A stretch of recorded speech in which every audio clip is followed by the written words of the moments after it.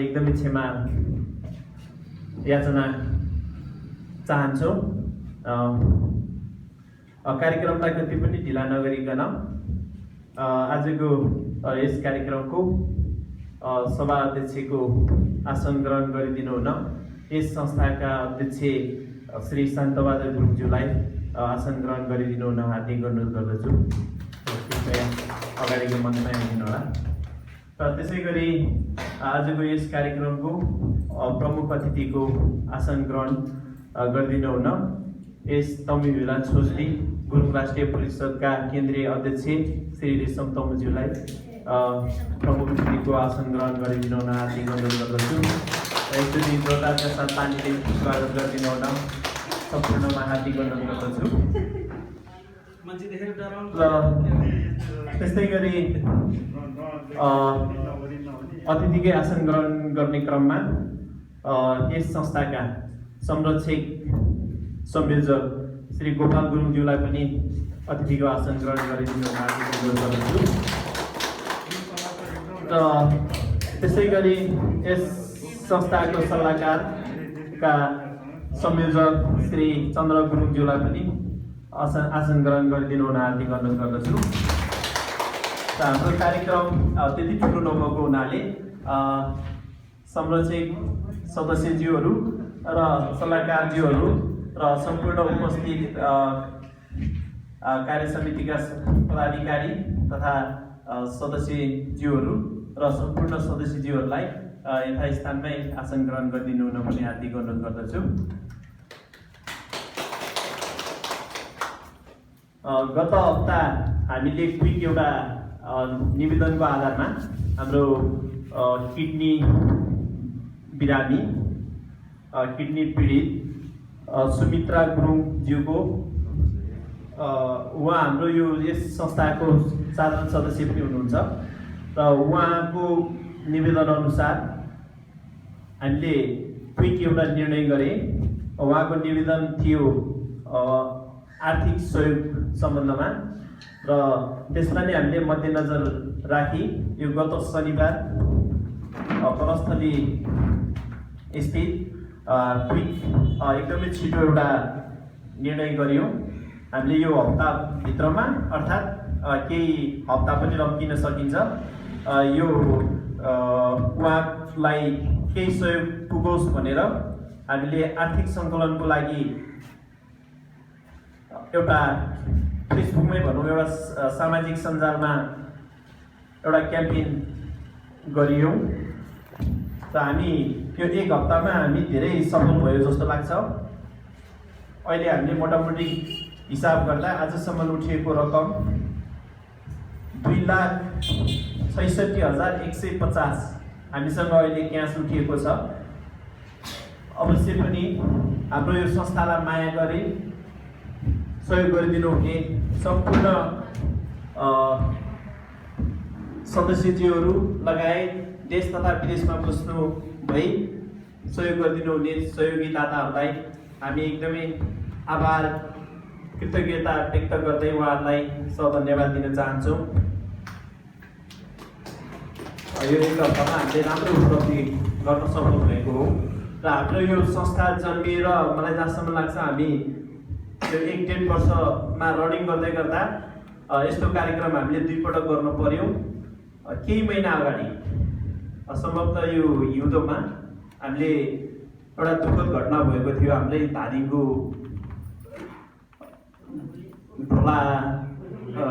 ढोला दुर्गोलेमा र त्यहाँ हाम्रै गुरुङहरू धेरै घाइते भएको थियो एउटा ट्रक दुर्घटनामा। त्यसको लागि पनि हामीले क्याम्पेन गरेको थियो र त्यहाँ पनि हामीले केही सहयोग सङ्कलन गर्न सफल भएको थियो। यो पनि म एकचोटि यहाँलाई सम्झाउन चाहन्छु। हाम्रै सक्रियताले नै त्यो सफल भएको हो र हाम्रै पहलमा त्यो सफल भयो।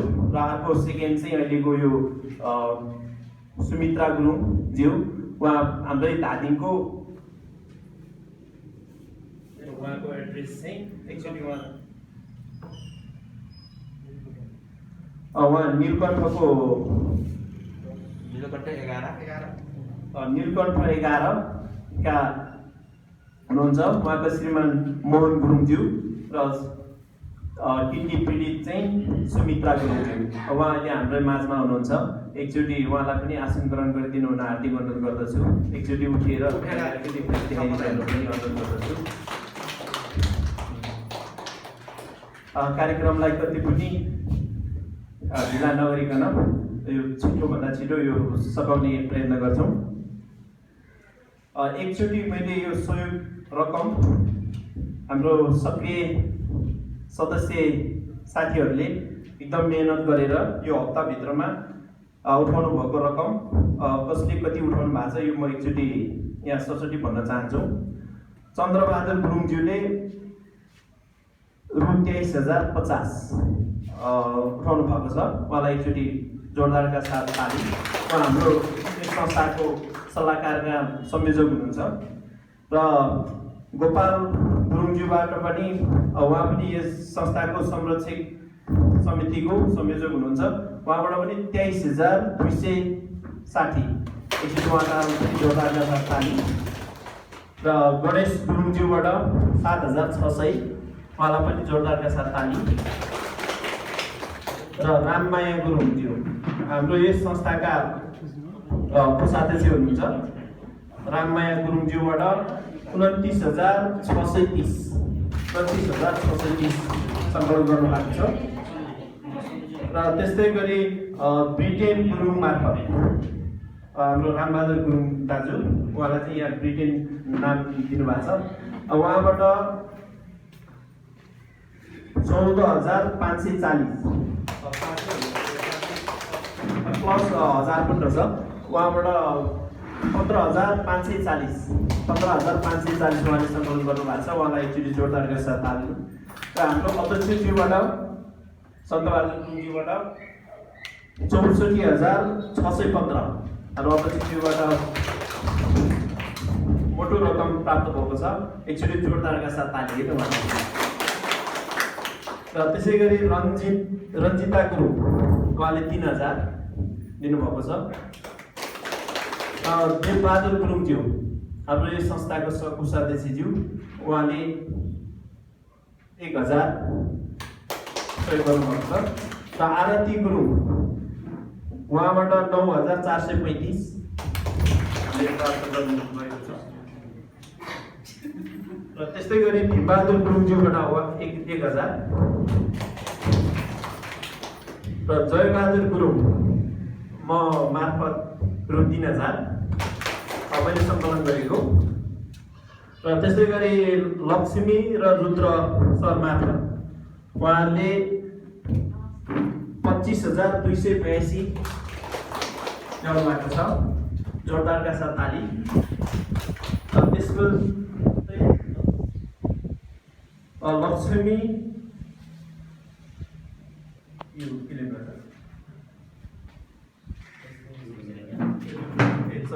लक्ष्मी र रुद्र सर उहाँहरूबाट फेरि अर्को पनि रहेछ 7,130। अनि त्यसै गरी ब्रिटेन गुरुङ मार्फत अर्को पनि 33,000 पनि रहेछ। र उहाँलाई जोरदारका साथ ताली। हाम्रो यस संस्थाको सल्लाहकार पनि हुनुहुन्छ। र टेकबहादुर गुरुङ मार्फत 10,750 उहाँलाई पनि जोरदारका साथ ताली। र मोहिनी गुरुङद्वारा उहाँ चाहिँ खाल्टे उहाँले 500 दिएर सहयोग गर्नुभएको छ।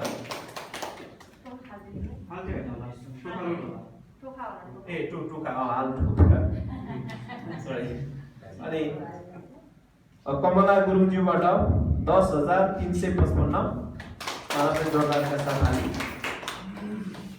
र सबै अहिलेसम्म हामीले सङ्कलन गरेको रकम भनेको 2,66,150। यो एक हप्ताको यो हाम्रो क्याम्पेनमा हामीले यति पैसा उठाउन सफल भएको छ।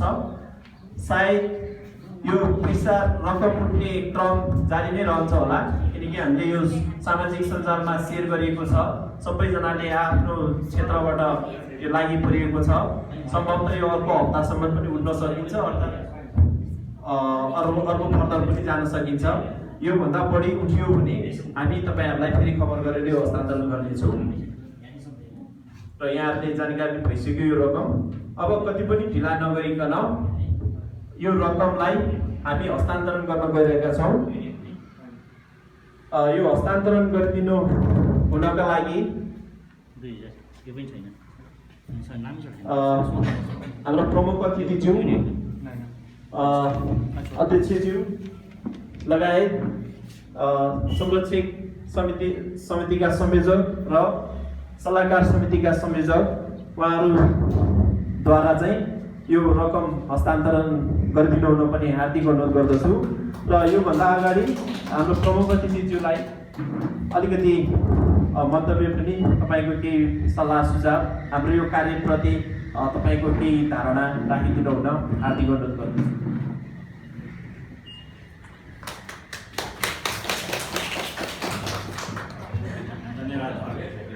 सबभन्दा पहिले आजको कार्यक्रमको अध्यक्षज्यू र युला छोजती गुरुङ राष्ट्रिय परिषदको धादिङ जिल्लाको अध्यक्ष गोपालजी जो यो समाजको पनि संरक्षक हुनुहुन्छ, सन्तलाल दाई जो सल्लाहकार समितिको संयोजक हुनुहुन्छ र उपस्थित दाजुभाइ दिदीबहिनीहरू र किडनी पीडित चाहिँ जो बिरामी हुनुहुन्छ र उहाँको परिवार। यो धादिङ तमु समाज काठमाडौँलाई म धेरै धेरै धन्यवाद दिन चाहन्छु। मान्छेले दुई तिनवटा कुरा सम्झिनुपर्छ जस्तो लाग्छ। एक त हामी चैतको 11 गतेदेखि चाहिँ लकडाउनमा छौँ र त्यस पछाडि फेरि के छ भने संसारैभरि चाहिँ मान्छेको अस्तित्वमाथि नै प्रश्नहरू छ कि मान्छे चाहिँ कतिसम्म रहन सक्छ भन्ने कुरामा चाहिँ, किनभने धेरैभन्दा धेरै विकसित मुलुकहरूमा पनि चाहिँ यो कोरोनाको कारणले गर्दाखेरि मान्छेको अस्तित्वमाथि नै प्रश्न चिन्ह खडा भएको बखतमा चाहिँ हामीले मान्छेको एउटा परिचय भनेको नै मानवीय स्वभाव, एकले अर्कालाई कसैलाई चाहिँ चोट लाग्दाखेरि चाहिँ अर्को मान्छेलाई दुख्नु चाहिँ मानवीय सबभन्दा ठुलो गुण हो जस्तो मलाई लाग्दछ। र त्यही सन्दर्भमा चाहिँ धादिङको एउटा तपाईँहरूको समाजको चाहिँ या हाम्रो समाजको चाहिँ एउटा साधारण सदस्यलाई चाहिँ जुन हिसाबले चाहिँ उहाँ किडनी पीडित हुनुहुन्छ त्यसको निम्ति उहाँलाई परेको दुःखमा सबैले चाहिँ यसरी जम्मा भएर यस्तो परिस्थितिमा पनि चाहिँ सबै लागेर पैसाको हिसाबले 2-4 लाख रुपियाँ पनि आजभोलिको जमानामा 2-5 लाखै पनि चाहिँ ठुलो नहुन सक्ला कसैको लागि, तर चाहिँ हाम्रो लागि चाहिँ 2-4 हजार पनि कहिलेकाहीँ चाहिँ ठुलो हुन सक्छ।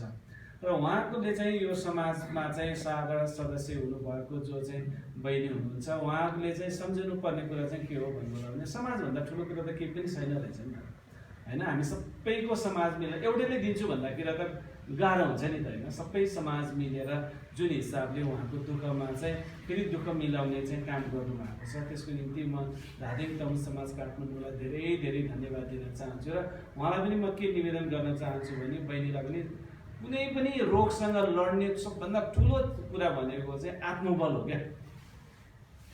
मान्छे चाहिँ आत्मबल छैन भने चाहिँ तपाईँको चाहिँ 16 वर्षको मान्छे पनि 80 वर्षको 90 वर्षको जस्तो हुन्छ। आत्मबल छ भने चाहिँ तपाईँको चाहिँ 80-90 वर्षको मान्छे पनि चाहिँ 16-17 वर्षको जस्तो हुनसक्छ कि। सबभन्दा ठुलो कुरा आत्मबल हो। जन्मिएपछि मान्छे सबै मर्छ, किडनी बिरामी भएको मान्छे पनि मर्ने हो। तपाईँ हामी अहिले केही पनि बिरामी नभए जस्तो मान्छे छैन, हामी पनि मर्ने नै हो। क्यान्सर लाग्यो भने मर्ने नै हो, केही नलागे पनि केही न केही न्युले भयो भने अन्तिममा त मर्ने नै हो नि हामी। र यो मर्ने चाहिँ कस्तो हो भन्नु होला भने मान्छेले पहिले बुढाहरूले भन्थे नि त भावीले नै लेखेर दिएको हुन्छ भन्छ नि गाउँघरमा होइन। त्यसैलाई चाहिँ अङ्ग्रेजी एकजना साहित्यकार छन् सेक्सपियर भन्ने, उसलाई चाहिँ संसारभरि चाहिँ सबभन्दा ठुलो नाटककार भन्छ। उसले के भनेको छ अङ्ग्रेजीमा भन्ने all the world's a stage भनेको छ। संसार भनेको चाहिँ एउटा रङ्गशाला रङ्गमञ्च हो अरे। र त्यहाँ हामी सबै मान्छे चाहिँ कलाकार हो अरे क्या। फिल्ममा चाहिँ सबै कलाकार चाहिँ सुरुदेखि अन्तिमसम्म देखिँदैन नि त। कुनै कलाकार चाहिँ एकैछिन एउटा घटनामा मात्रै देखिने हुन्छ क्या। त्यस्तै यो रङ्गमञ्चमा चाहिँ हामीलाई पहिले नै के लेखेर ल्याइदिएको छ भने यो बेलामा जन्मेको मान्छे यो बेलामा मर्ने हो भन्ने चाहिँ लेखेर पढाइएको छ। त्यसले मान्छेले कसैले पिर गर्नुहुन्न। तपाईँ र म एकदम हस्ताकाटा छ अहिले फर्केर हिँडेर गएको बेलामा घरमै कुहिन्छ कि कुहिँदैन भन्ने के ग्यारेन्टी छ। त्यसैले तपाईँलाई चाहिँ किडनी बिरामी भएको छ, म चाहिँ त्यसरी अप्ठ्यारोमा परेँ, अरू मान्छे जस्तो हुन पाएदेखि भन्ने जुन मन लागेको छ नि त्यो चाहिँ गाउँघरमा कस्तो भन्छ भने आँखा दुख्यो भने यो आँखा जस्तो अप्ठ्यारो दुख्ने रोग केही पनि होइन रहेछ भन्ने है। हामी गाउँघर हुँदाखेरि सानो बच्चामा हुँदाखेरि चाहिँ लाग्ने रोगहरू भनेको चाहिँ त्यस्तो लाग्यो। पिलो आयो भने पिलो जस्तो अप्ठ्यारो त केही छैन रहेछ जस्तो लाग्यो। आफूलाई जे पर्छ त्यो नै सबभन्दा ठुलो जस्तो लाग्छ मान्छेलाई। तर बाँच्ने भनेको हिम्मतले बाँच्ने, हिम्मतले नै मान्छे अगाडि बढ्ने। म कहिलेकाहीँ अहिलेको प्रधानमन्त्रीलाई सम्झिन्छु, झन्डै 70-72 पुगेको मान्छे दुईपल्ट चाहिँ किडनी चाहिँ के अरे चाहिँ फेरिसक्यो, ठमठम सबैसँग झगडा गरेर हिँडिरहेको छ है। मेरो साथी त होइन, मभन्दा उमेरले चाहिँ ठुलो मान्छे चुनबहादुर गुरुङ, तपाईँले पहिले देख्नु भएको थियो होला, एउटा महिमा भन्ने पत्रिका थियो, त्यसको सम्पादक थियो। उसको 4 पटक किडनी ट्रान्सप्लान्ट, घरबार बिग्रेर फेरि किडनी ट्रान्सप्लान्ट भइसकेपछि चाहिँ ट्रान्सप्लान्ट गर्नै गएको बेलामा अर्को ट्रान्सप्लान्ट गर्ने फेरि महिलासँग बिहा गरेको छ। त्यसले जिन्दगी भनेको चाहिँ मान्छेले हरेस खानु हुँदैन, नखाइकन हिम्मतले अगाडि बढ्नु राम्रो हुनसक्छ। तपाईँको हिम्मत अगाडि बढायो भने त्यसै पनि मान्छेको राम्रो हुन्छ। यही अनुहार रिसाउँदाखेरि अर्को हुन्छ, खुसी हुँदाखेरि अर्को हुन्छ भनेपछि त होइन, मान्छे त त्यही हो नि त, त्यही अनुहार छ, त्यही पेट छ, त्यही खानकी छ होइन र। त्यसैले मान्छेलाई बाँच्ने भनेको त्यही भएर चाहिँ खुसीले चाहिँ अलिकति धेरै बाँच्न सक्छ है मान्छे। हिम्मत चाहिँ मान्छेले हार्नु हुँदैन भन्ने कुरालाई म यहाँसँग निवेदन गर्न चाहन्छु। फेरि पनि यो कोरोनाको महामारी छ, यो कोरोनाको महामारीमा हजुर हामी सबै बाँचौँ। बाँचिसकेपछि फेरि अब पहिले गरेको जस्तै कार्यक्रमहरूमा तपाईँ हामी भेटौँला। अहिले चाहिँ हिल्लस मस्जिदले केही पनि गर्न सकेको छैन। हप्तामा चाहिँ एकपटक यसो हाम्रो मान्छे अनुहारै बिर्से लागि मान्छेले 2-4 वर्ष नभेटेपछि त 2-4 महिना नभेटेपछि त बिर्सिन्छ नि त। त्यसैले एउटा चाहिँ विभिन्न विषयहरूमा चाहिँ हामीले जुमको मिटिङहरू गरिरहेका छौँ।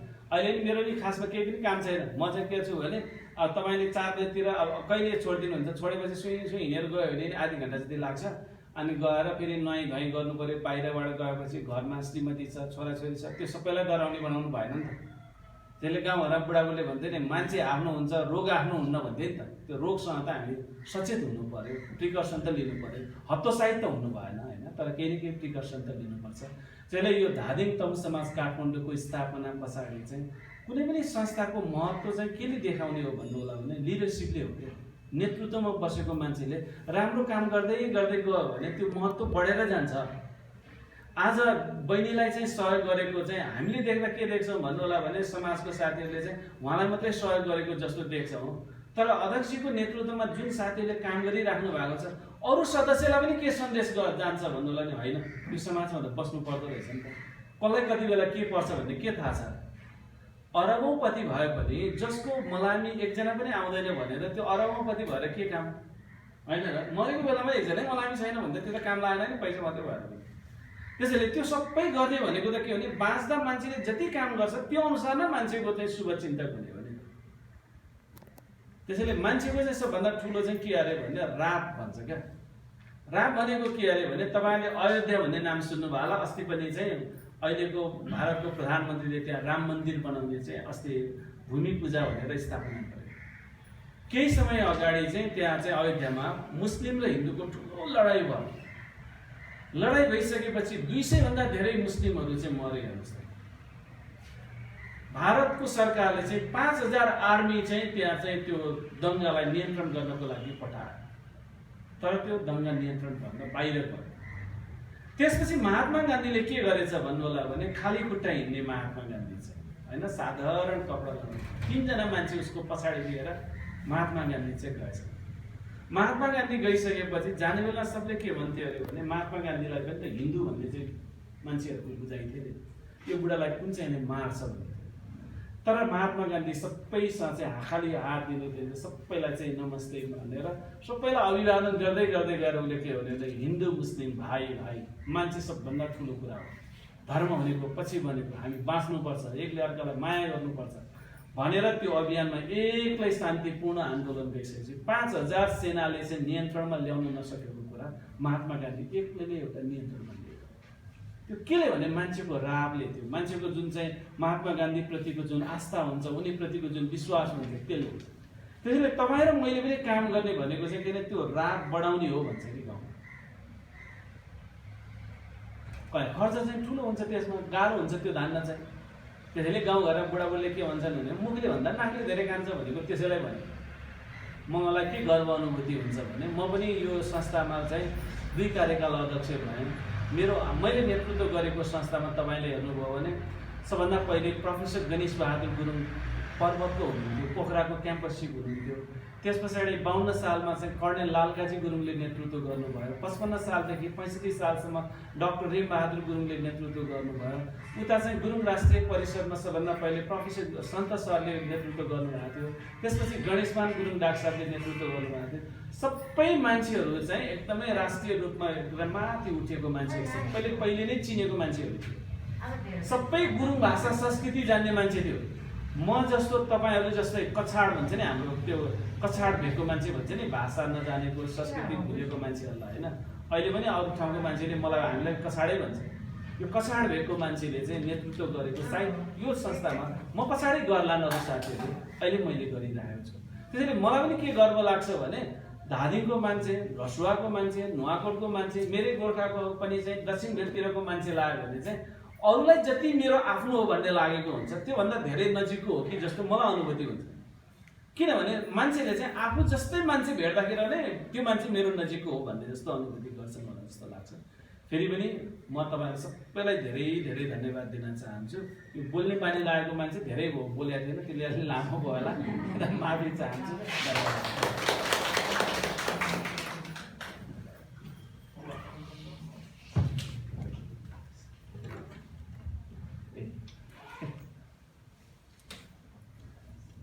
धेरै धेरै धन्यवाद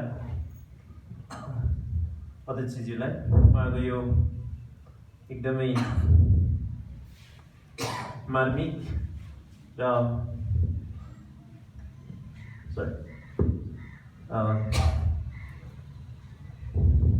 एकदमै इन्फर्मेटिभ र हाम्रो बिरामीलाई पनि एकदम मनोबल प्राप्त गर्न सक्ने भनाइप्रति अवश्य पनि अहिलेसम्म हामी सबै स्वस्थ छौँ र स्वस्थ रहनुपर्छ। खुसीको कुरो यो नै हो। हामीलाई अहिलेसम्म मलाई थाहा भएअनुसार हामी गुरुङहरूलाई कोभिडले छुएको मैले त्यो रेकर्ड समाचार सुनेको छैन।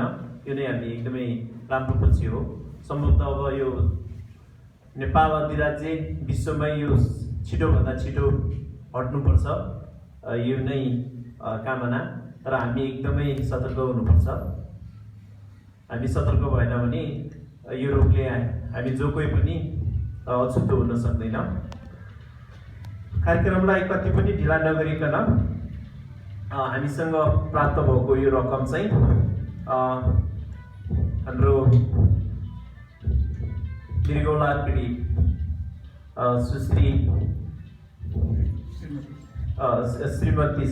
श्रीमती सुमित्रा गुरुङज्यूलाई हस्तान्तरण गरिदिनु हुन। हाम्रो प्रमुख अतिथिज्यू, अध्यक्षज्यू लगायत सल्लाहकारका संयोजकज्यू र संरक्षकका संयोजकज्यू तपाईँहरूको संयुक्त हातबाट चाहिँ हस्तान्तरण गरिदिनु हुन हार्दिक अनुरोध गर्दछु। र हाम्रो कोषाध्यक्षज्यू पनि आउनुहोला। कोषाध्यक्षज्यू रामाया दिदी पनि आउनुहोस् र सुमित्रा दिदी तपाईँ अगाडि नै आइदिनुहोस्। एकचोटि जोरदारका साथ ताली है। उहाँको सुस्वास्थ्यको कामना गर्दछौँ। छिटोभन्दा छिटो निको हुनुहोस्।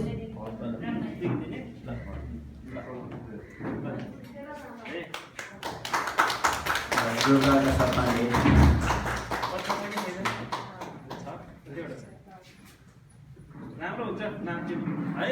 हामी सबैको कामना उहाँको सुस्वास्थ्य लाभको कामना गर्दछौँ।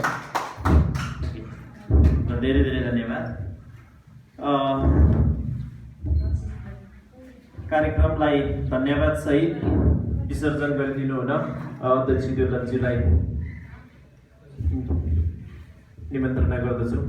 प्लिज।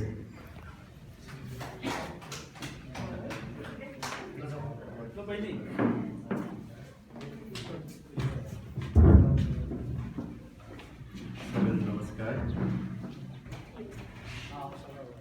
प्रमुख अतिथिको रूपमा आसन गर्नुभएको हाम्रो यस तमिलनाडुको अध्यक्षज्यू रेशम गुरुङ सरलाई म हृदयदेखि आभार व्यक्त गर्न चाहन्छु। हाम्रो यो जस्तो कार्यक्रममा पनि उहाँले चाहिँ सपोर्ट पाइरहेको छौँ।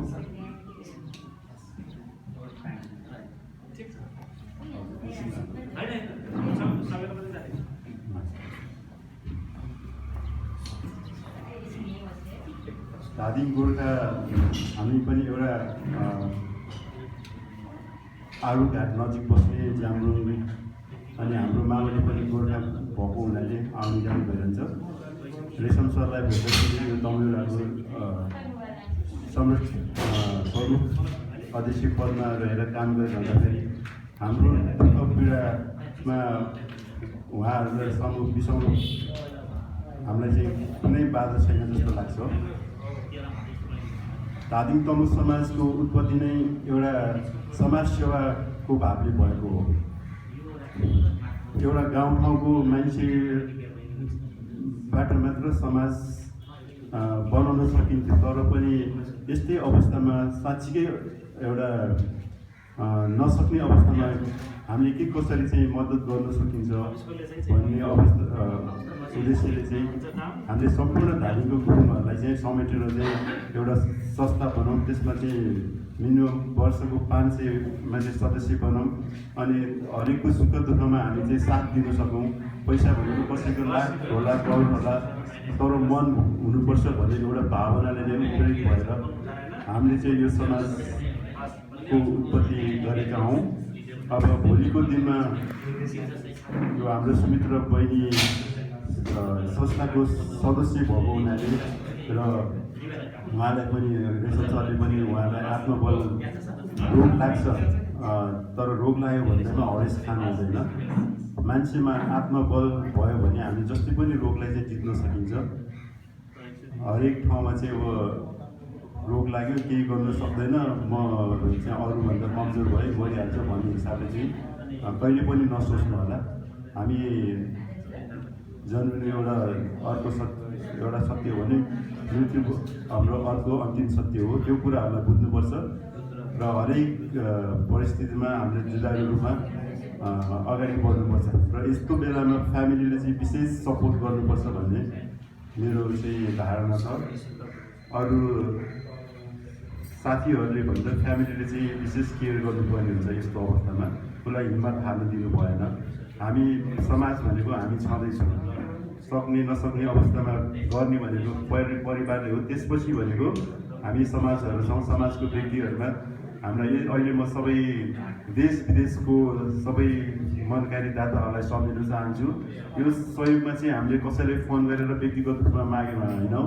एउटा यो संस्थाको सदस्य भएको नाताले हामीले एउटा अभिभावकत्व जिम्मेवारी गर्दै के कसरी हुन्छ उहाँलाई चाहिँ एउटा राहत उठाउन सक्यो भने हामीलाई पनि एउटा राम्रो हुन्छ भन्ने उद्देश्यले चाहिँ देश विदेशबाट सबै मनकारी दाताहरूले चाहिँ स्वेच्छाले चाहिँ माइती गाउँले घर गाउँले र कहिले पनि हाम्रो सम्पर्कमा नबसेको हाम्रो सदस्य नबनेको धादिङमा जन्म भएर देश विदेशमा अस्ट्रेलियामा बस्ने अनि त्यसपछि बसाइ सरेर चितवनमा बस्नुहुने चन्द्र गुरुङ उहाँले चाहिँ स्वेच्छाले चाहिँ स्वीकृत रूपमा चाहिँ एउटा संस्थालाई विश्वास गरेर व्यक्तिलाई होइन कि एउटा संस्थालाई विश्वास गरेर चाहिँ मेरो गाउँठाउँको छोरीचेलीहरूलाई अहिले आपद परेछ विपद परेछ भनेर उहाँले चाहिँ पर्सनल रूपमा फोन गरेर रिक्वेस्ट गरेर चाहिँ यो सङ्कलन रकमहरू चाहिँ हाम्रो खातामा पठाउनु भयो। विश्वासले गर्दाखेरि हो। तपाईँ एकजना यदि हामी यो समाज नअघि भए हामीले 2-4 हजार 50 हजार उठाउनु पनि हामीलाई धेरै मुस्किल पर्थ्यो। घर परिवार माइतीले हेऱ्यो भने हेर्न नसकेको खण्डमा अब हामीले समाजमा जानु पर्थ्यो। हाम्रो घरभन्दा छरछिमेकीले बाहेक अरू हामीले अर्को घरमा गएर चाहिँ हामीले यो सङ्कलन रकम माग्नु हामीलाई धेरै गाह्रो पर्थ्यो। तर समाज भएको हुनाले समाजलाई चिन्यो, समाजको अस्तित्व बुझ्यो अनि हामीले पनि आफ्नो आफ्नो मान्छेहरूलाई चाहिँ कसरी सहयोग गर्ने एउटा सदस्यहरूले चाहिँ एउटा चाहिँ सुमित्राको सुमित्रा गुरुङको दुःखलाई आफ्नो दुःख सम्झेर मन वचन र कर्मले जुन सहयोग गर्नुभयो त्यसको लागि म देश विदेशदेखि सहयोग गर्नुहुने सम्पूर्ण दाताहरू र यस संस्थाका सदस्यहरूले चाहिँ जुन यस्तो कोभिड-19ले चाहिँ समस्याग्रस्त भएको समाजमा पनि केही नभइकन आफ्नो परिवारको सदस्यलाई चाहिँ सक्दो सहयोग गर्नुपर्छ भन्ने जुन हिम्मत हौसलाबाट चाहिँ त्यो रकम सङ्कलन गर्नु अहम भूमिका खेल्नुभयो। त्यसको लागि म सम्पूर्ण सदस्यहरूलाई देश विदेशमा बस्नुहुने दाताहरूलाई विशेष म हृदयदेखि धन्यवाद व्यक्त गर्दै आजको यो कार्यक्रम म यहीँ समापन भएको घोषणा गर्छु। हस्, नमस्कार।